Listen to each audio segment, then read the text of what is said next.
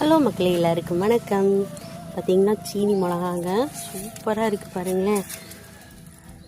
இதெல்லாம் எல்லா ஊர்லேயும் இருக்கும், கோயம்புத்தூர்லலாம் இருக்கும். ஆனால் இது எங்கள் சொந்த ஊரில் மாமா வீடுங்க, புதுக்கோட்டையில்.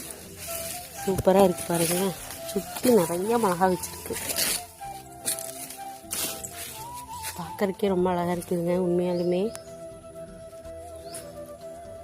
இது ஃபுல்லாக லெமனுங்க, குட்டி குட்டியாக இன்னும் பழுக்கலை, பட் நிறைய லெமன் இருக்குது. இன்னொன்று காட்டுறேன். இது ஃபுல்லாக நார்த்தங்காங்க, மரம் ஃபுல்லாக வச்சுருக்கு காய்.